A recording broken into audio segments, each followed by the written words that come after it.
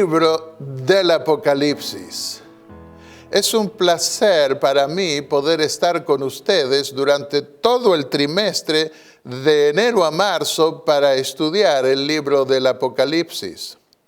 Durante esos 3 meses, la Iglesia Adventista estará estudiando ese último libro de la Biblia en todo el mundo. Mi nombre es Alberto Dreyer y obtuve mi doctorado en teología en la Universidad de Estrasburgo, Francia. Y enseñé en el seminario de teología adventista que tiene nuestra iglesia en ese país. Y luego en Puerto Rico, donde fui también director del teológico de la Universidad Adventista de las Antillas. También enseñé teología en otras universidades en Latinoamérica y en Estados Unidos, donde también servía la iglesia como pastor. De manera que soy trilingüe y puedo predicar en francés, en español y en inglés. ¿Por qué me siento llamado a comentar las lecciones de la escuela sabática sobre el Apocalipsis? Porque mi tesis doctoral se basó en el santuario del antiguo Israel, en especial sobre el día de la expiación. Y los libros de Daniel y Apocalipsis están enmarcados en el ritual antiguo del santuario. De manera que no se puede entender bien esos libros apocalípticos si no se entiende bien la proyección del culto hebreo. Eso me ha llevado a escribir muchos libros sobre estos temas y también muchos artículos que se pueden ver en mi página de internet, Adventist Distinctive Messages, en español, en francés y en castellano. Y ustedes pueden ver algunos de mis materiales, les puedo mencionar aquí. Esta fue mi tesis doctoral, The Day of Atonement and the Heavenly Judgment. Fue en francés primero, la traduje al español y también al inglés. Y hay varios otros libros más que a la vez de las lecciones podré mostrárselos. Por ejemplo, 4 seminarios tengo sobre el santuario con preguntas y respuestas. Las promesas gloriosas del santuario. Luego está los cumplimientos gloriosos del santuario, con historias e ilustraciones en los seminarios. El tercer seminario es las expectaciones apocalípticas del santuario y el cuarto seminario es los tiempos apocalípticos del santuario con confirmación bíblica, histórica y astronómica. De manera que esa ha sido mi pasión por muchos años y me siento feliz de poder compartir estos temas con ustedes, ahora en especial en relación con el santuario en el Apocalipsis. Para entender el libro del Apocalipsis tenemos que comenzar ubicándonos en la época en que fue escrito. El apóstol Juan fue el más joven de los discípulos de Jesús. Era sin duda adolescente aún, porque él mismo describe que puso su cabeza sobre el pecho de Jesús en la Santa Cena. Lo leemos en Juan, el Evangelio de San Juan, el capítulo 13 y el versículo 23. Y en el capítulo 21 y el versículo 20, él se considera a sí mismo como el discípulo a quien Jesús amaba. Por eso fue el discípulo que más habló del amor de Dios en sus cartas y que se destacan también en su evangelio. Para cuando Juan recibió la revelación final de la Biblia al concluir el primer siglo, todos los demás apóstoles habían muerto. Y él tenía por lo menos unos 75 a 80 años. La iglesia estaba padeciendo una persecución feroz del imperio romano pagano. Bien podía Juan preguntarse en qué iría a parar la iglesia cristiana, cómo y cuándo iría a triunfar. Él mismo estaba desterrado en una isla rocosa a donde enviaban los criminales por causa de la palabra de Dios y del testimonio de Jesús que predicaba. Jesús se le revela entonces como el testigo fiel y como el soberano de los reyes de la tierra, como alguien que está por encima de todo principado terrenal, inclusive por encima del emperador más poderoso de la tierra. Y viene a revelar a su apóstol y por medio de él a la iglesia las cosas que deben suceder pronto. Eso lo leemos en el primer versículo del Apocalipsis. En esa revelación del Apocalipsis, la mirada del apóstol es dirigida hacia lo que debía ocurrir en el futuro.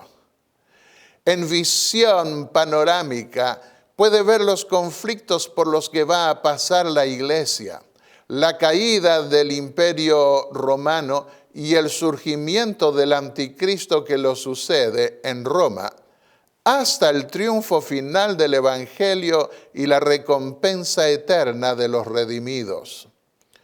El Apocalipsis está así basado en el futuro. Recordemos que Juan está ya concluyendo el primer siglo, unos 60 años después de la crucifixión y de la entronización de Cristo en el cielo como nuestro Rey, sumo sacerdote. Juan lo ve oficiando entre los candelabros del templo celestial que representan las iglesias del Asia que había levantado el apóstol Pablo. Y cuando Jesús pasa a revelarle la segunda visión, le dice que va a mostrarle las cosas que debían suceder después de esa intercesión en el lugar santo. A partir de entonces, el apóstol puede ver cómo la corte final de juicio en el lugar santísimo del templo celestial revisa el testimonio dejado por la iglesia a lo largo de los siglos y la manera en que Dios cumplió con su parte en el pacto de proteger a su iglesia mediante sus juicios contra el imperio opresor. Esto lo vemos más en detalle en las siguientes lecciones. Ha solido dividirse el libro del Apocalipsis en dos mitades. La primera va de Apocalipsis 1 a 11 y enfoca el recorrido de la iglesia cristiana y del imperio opresor desde los días del apóstol hasta el juicio final y la venida del Señor en series de 7 eventos sobresalientes. En su parte final de cada serie se anticipa la victoria de los redimidos, quienes alaban a Dios frente al trono mismo de la deidad. La segunda mitad va de Apocalipsis 12 al 22 y proyecta una visión más universal del conflicto entre el bien y el mal. Esa visión parte de la rebelión del ángel rebelde al que llama serpiente antigua y diablo y su expulsión del cielo con la tercera parte de los ángeles de Dios. Allí está comprendida también la historia del antiguo pacto hecho por Dios con el antiguo Israel, el nacimiento del Hijo de Dios y la persecución que el diablo lanza contra su descendencia espiritual, hasta la crisis final que se da con el último remanente fiel que queda del cristianismo. A ese remanente lo revela como guardando los mandamientos de Dios y teniendo el testimonio de Jesús. Llama la atención que el Apocalipsis cuenta la historia futura del remanente perseguido. Allí se ve claramente que este mundo no será convertido, sino que será destruido junto con todas las naciones rebeldes. Esto contrasta grandemente con los sueños actuales de unir las naciones y las religiones en un imperio universal, con el presunto propósito de lograr un mundo mejor. Esa convergencia terrenal está prevista en el Apocalipsis, como un intento del príncipe usurpador de este mundo en que quiere ser alabado, adorado y así impedir que reine supremo el Señor en esta creación. Los que se salvarán, sin embargo, no serán las multitudes, tristemente, sino un remanente de la cristiandad que fue perseguido a lo largo de los siglos por el Imperio Romano y luego por el anticristo que ocupó su trono en medio de la cristiandad. También precisa el Apocalipsis los 3 mensajes básicos que pregonará ante el mundo el resto fiel que el Señor prepara para enfrentar la crisis final. ¿En qué termina el gran conflicto entre el bien y el mal?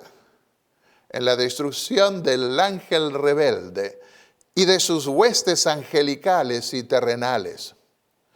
Todos los malvados serán quemados en el lago de fuego y nunca más se levantará la rebelión. La dicha y la paz universales, unidas a las alabanzas celestiales de toda criatura, llenarán el vasto universo.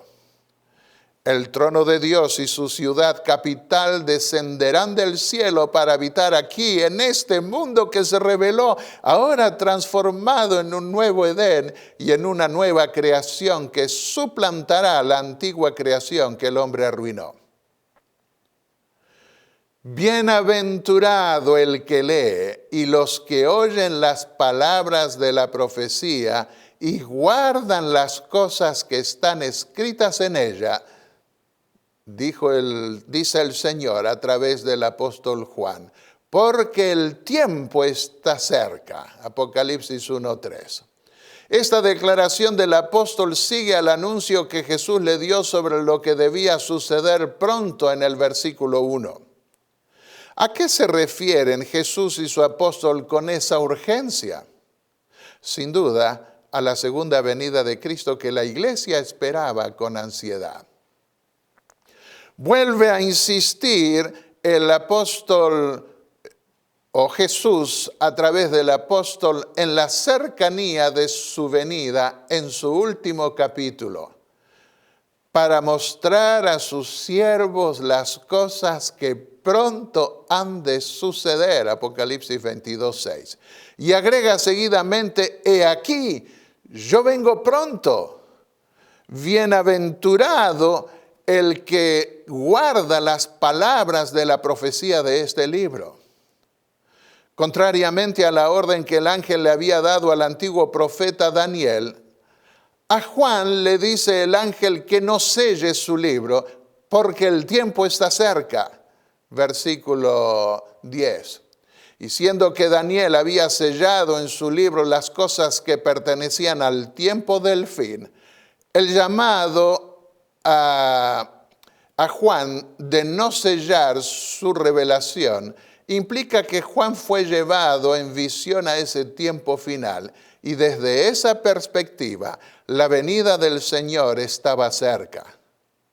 He aquí yo vengo pronto, dice el Señor, y mi recompensa está conmigo para recompensar a cada uno según sea su obra. Versículo 12. Y una vez más insiste el Señor, el que testifica de estas cosas dice, sí, vengo pronto, Apocalipsis 22:20. Ahondemos un poco más en este punto. Han pasado casi 2000 años desde los días de Juan y el Señor no ha venido aún. Y de hecho Jesús le revela a Juan todas las vicisitudes futuras que sus seguidores iban a pasar en la tierra antes de volver. También el apóstol Pablo había escrito a los romanos, el Dios de paz aplastará pronto a Satanás debajo de vuestros pies, Romanos 16:20. Y hasta creyó que iba a estar, el apóstol, que iba a estar vivo para la venida del Señor, como lo vemos en 1 Tesalonicenses 4:17, cuando dice, nosotros los que vivimos seremos arrebatados para recibir al Señor en el aire. Pero al estudiar las profecías de Daniel y recibir mayores revelaciones de Jesús, advirtió en una segunda epístola que habría una demora que iba a estar marcada por la venida del anticristo. Sin embargo, en el Apocalipsis el apóstol no está dando su impresión sobre la cercanía de la venida del Señor, sino que es Jesús mismo quien le anuncia que viene pronto. ¿Cómo podemos entender esto? Una respuesta simple es que todos los cristianos de todos los siglos debían acercarse por fe a los acontecimientos o eventos finales que culminarían con el juicio de Dios y el regreso de Jesús a la tierra. Esto lo vemos claramente en la epístola a los Hebreos en el capítulo 12, en los versículos 22 al 24.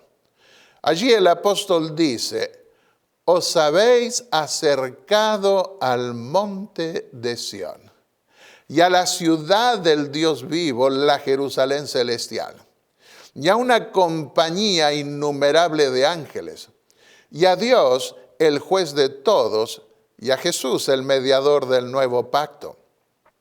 Siendo que desde la muerte hasta la venida del Señor todos duermen, según dice la Biblia, y la vida terrenal es corta, como lo atestiguó antiguamente Job en el capítulo 14 y el versículo 1. El tiempo para todo ser humano es corto también. Y así debían sentirlo las iglesias a las que Jesús les escribió su último mensaje apocalíptico. Por otro lado, Juan fue llevado a contemplar la escena del fin, y desde esa perspectiva el tiempo de su venida estaba cercano. En el mensaje que refiere de Jesús a las iglesias, pone delante de ellas constantemente el juicio que pasará a revelarle a partir de la visión del trono con la corte final de juicio, la que a su vez va a investir al Cordero como Rey de los redimidos, que reinarán con él para siempre. Y en el último capítulo del Apocalipsis, que se aplica más definidamente a la última generación, la venida del Señor se presenta como inminente. Delante de todas las iglesias, Jesús pone su venida universal de principio a fin. He aquí que vienen con las nubes, dice el Señor ya en el primer capítulo, y todo ojo lo verá. Y los que lo traspasaron, y todos los linajes de la tierra harán lamentación a causa de él. Amén. Lo que importaba, mientras tanto, al apóstol y a todos los cristianos de su época, es lo mismo que aún es lo más importante para nosotros hoy también. Y es que Jesús continúa amándonos como cuando dio su vida por nosotros. Es además el testigo fiel, quien no ha cambiado, sino como dice el apóstol Pablo en la epístola a los Hebreos, el capítulo 13 y el versículo 8, Él es el mismo ayer, hoy y por los siglos. Él es el primero en importancia en haber resucitado, lo que garantiza que nosotros también vamos a resucitar. Y es también el soberano de los reyes de la tierra, confirmando lo que dijo después de resucitar, que todo poder le había sido dado en el cielo y en la tierra. Pero retiene su mano para no ejercer todo ese poder aún, hasta que sus enemigos sean puestos por estrado de sus pies. Hebreos 10, versículo 13. Será útil tener en cuenta desde el mismo comienzo que hay dos coronaciones en el ministerio de Jesús en el cielo. La primera de ellas está enfatizada en la epístola a los Hebreos y tiene que ver con la inauguración del templo celestial, con Jesús como rey y sumo sacerdote en un reino de mediación, según el orden de Melquisedec. La segunda se enfatiza en el Apocalipsis como el segundo David, pero ahora sobre la nueva Jerusalén, sin más relación con el pecado ni con su reino sacerdotal. Esa segunda coronación se da en el contexto del juicio final, donde el Cordero será precisamente también Rey de Reyes y Señor de Señores. Que Dios los bendiga en el maravilloso estudio que estamos iniciando del Apocalipsis. Amén.